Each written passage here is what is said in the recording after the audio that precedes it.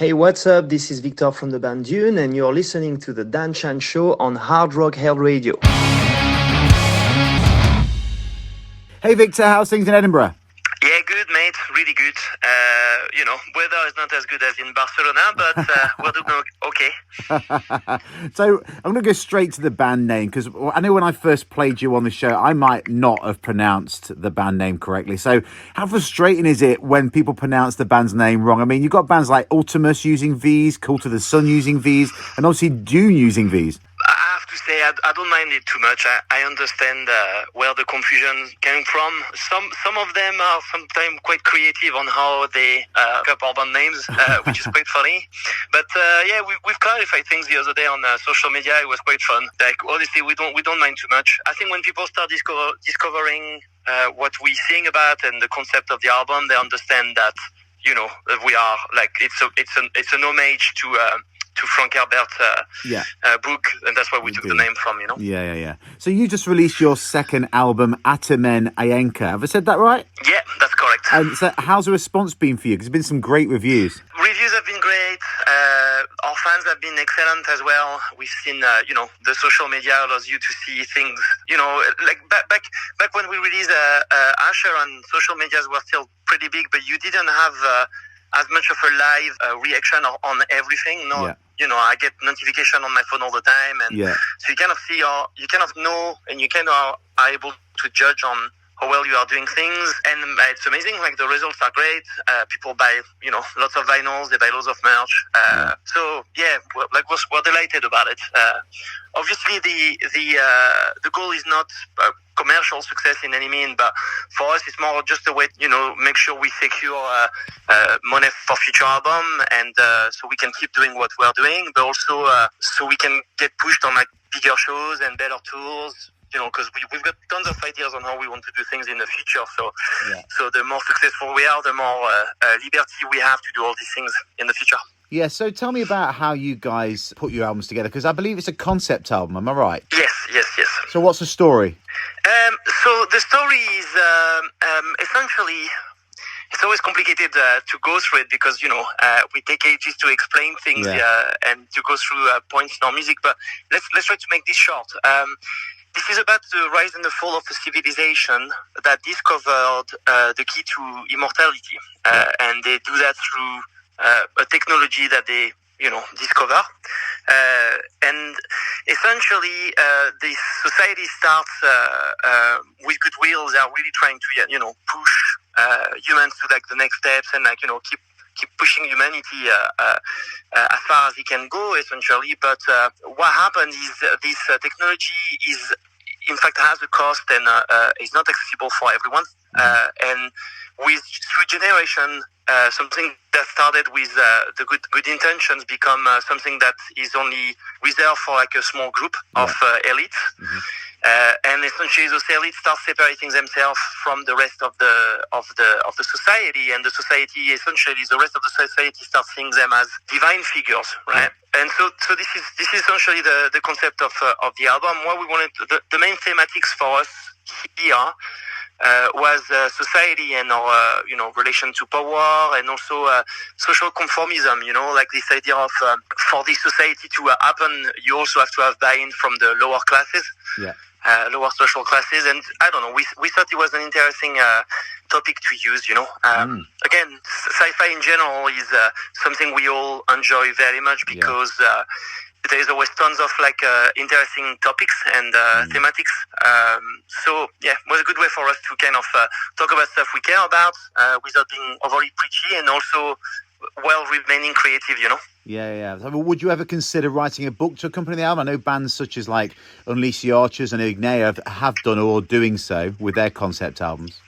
I wouldn't know necessarily about books. I think Dan and I have been talking about that. So Dan is the guitarist, the other guitarist, and we write lyrics together. But what we've been talking about a few times is on our previous albums and our previous EPs, everything was conceptual as well. So the thing is that we created a bit of a universe, and it's part of the same universe. It becomes our Dune, the band universe kind of thing. And the stories are quite original, and they are becoming our own things. So we would love to do more of illustrated kind of novel kind of thing. We'd love to do these kind of things. I think that would be super cool. That'd be cool. So in my eyes, the album requires more than one listen through to truly get it. And I believe you said yourself that it's a very dense and layered album, which will reward multiple listens.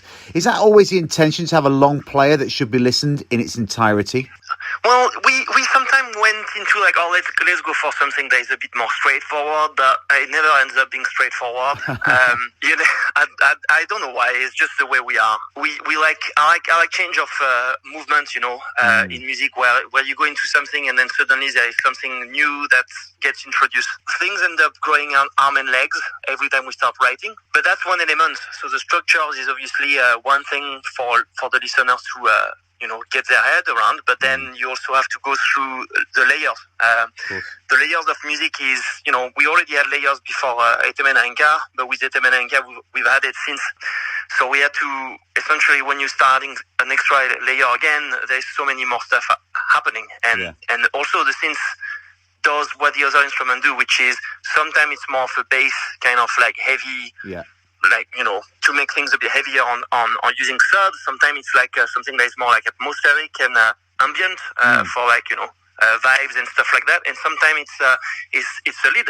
So again, it means for us it's great because it allows us to have tons of different colors to our palettes, if you may. And but at the same time, it also means for the listener, the first time they go through things, they have to get their heads around some of the stuff. And part of that, man, personally, when I listen to bands, I like albums that are more growing on me rather than something that is rewarding straight away. It's always...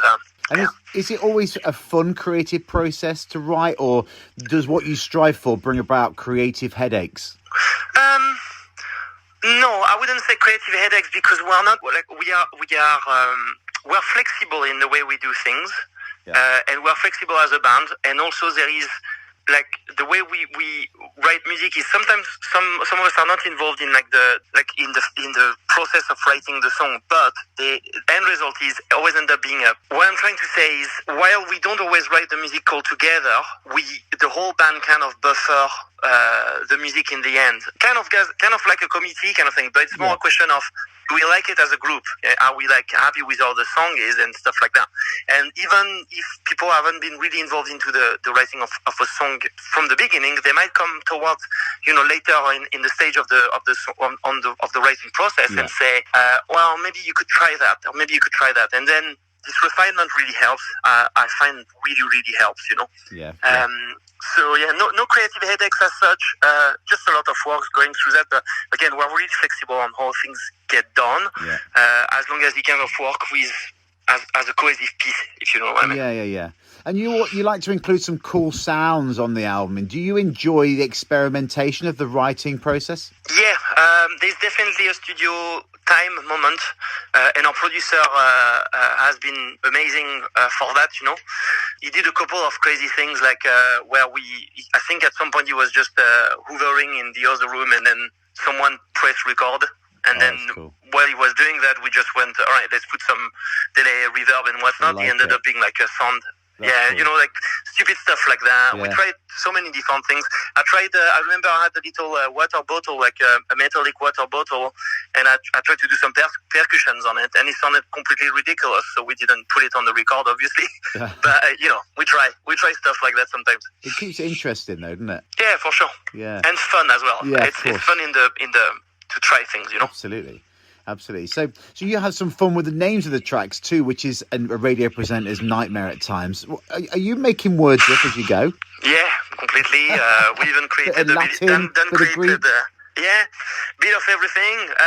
We do. The reason being, we're a bit nerdy when it comes to these things, but I personally love etymology in general. The story of words and where they come from, and the roots. The different roots, and then when you start going into this, it's very much of a rabbit hole, You start going into English, Old French, then you start going into Latin, Greek, even old German, old Nordic, and then you start going even in Sanskrit, in old Indian and stuff like that. And you're like, just by doing this, I don't know, I feel like I find that fascinating, and it allows you to go and merge some stuff together from like different like kind of religion, mythology and stuff like that to create your own kind of universe. That kind of makes sense if someone goes through what you're trying to go through essentially. So yeah, no, we love it. I think it's part of the fun again. Oh, for sure. So you guys signed to Metal Blade back in 2019, I believe. How important was that signing to you, and did they help and guide you through the pandemic? Yeah, for sure. The signing is great. For us, it was definitely a step up. It's a step up financially. It helps us, improve our recording times and obviously we know what we're doing better now, but now we've got financial support for the release of our music and for the producing of our music, which is great. Yeah. And also it's a cool label, which helps. We love some of the bands they have on them, so it's always great. Absolutely. No, their team is amazing. Their team is really cool. We work with a guy in European office mostly, and those guys have been, just super helpful, guiding us in, they guide us, but to another element, to another degree, we also know what we are doing. There is, they kind of guide us, but they respect a lot of our decisions altogether. So that's what we wanted. The last stuff we wanted is to have a label that tell us everything. Yeah. And try to micromanage us, and that's not what they are doing at all. So it's working well so far. We are enjoying it. That's good. Now, genres can be limiting, but where do you think you fit in? I think we are in that kind of post-metal progressive kind of vibe, which I think is very interesting in the UK. I have to say, like the whole Arctagent, festival thing. Yeah.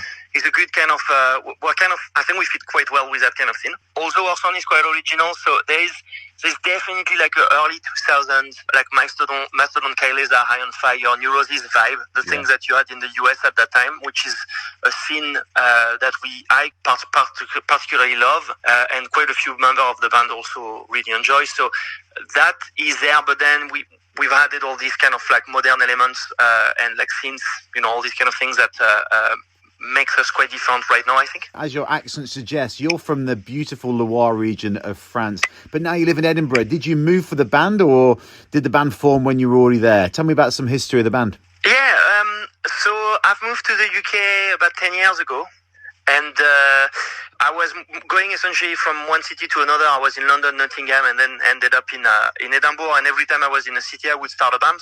Yeah.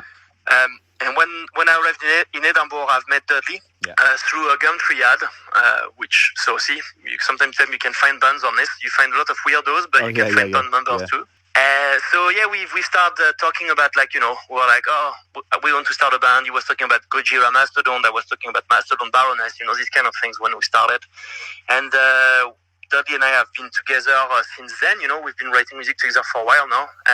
2013, 2014, that was around that time. Yeah. Dan joined us within the first year, so we had like a few songs already written for Progenitor, and Dan joined us, and then the rest of the lineup has been kind of floating and changing until to this day. But yeah, man, I stayed in Edinburgh. I was thinking about moving back to France for a while, but the fact is I'm having a lot of fun with the band, and maybe I'll move back at some point, but I'll still be doing stuff with the band. That said, the band is definitely priority right now. Yeah, cool. And live, you played a show that was very noticeable to me. I'm talking about the Psycho Las Vegas gig that you did. What was it like to play in the City of Sin, and especially on the same day as the Misfits, I believe? Oh, yeah. Man, it was, I can't remember who else was playing, but I remember having this very surreal moment where I'm about to go on stage to play, and there is Matt Pike just coming off stage because he was sound checking. Cool. So I'm like, when I started guitar and when I was starting playing in June, High on Fire and Matt Pike was a bit of a hero of mine when I was younger, Yeah. So it was cool, just to go in there and be like, all right, cool, I'm with the big guns right now. Let's go. So that was cool. We played on the main stage. It was a crazy experience. Amazing. Crazy experience. So hot, man. It's 45 degrees there in August. I've been in August. It's horrendous. So what's the plans? What's the plans for touring now? I mean, normally the album out, you'll be doing the touring cycle now. So what's in the diary? So we've got this tour with Bosk that we've just announced it yesterday, actually. Yeah, I think I saw it. Yeah, this is going to be cool. There's already a couple of days sold out when the tickets went for sales today, so it's going to be a good one. So that's UK in December. Then we've got, we may have a couple of festivals that are going to get announced soon, so I cannot say much about them until they are announced. Then we've got a European tour that we are going to announce in April this month, and the tour will be in September, October. So, fingers crossed we can do it because it's not up to us, it's more up to the different countries and see if they are okay with COVID at that time. And that's it for the year. But if this ends up happening, we will have more, we'll probably have 40 shows all together in 2021, which would be crazy considering the year we had, Yeah, of course. And finally, one last question. I know this is a tough question, right? But what one Dune song sums the band up the best? Just one song, in your opinion. I'd say I'll go for Omega Severer because it has so much in it. It's probably one of the darker songs. I'll give you two songs. I'll tell you that. Let's make a deal. Two songs. Omega Severer and Towers. Well, Victor, thanks for the chat and best of luck for the future. Great. Thank you very much for this.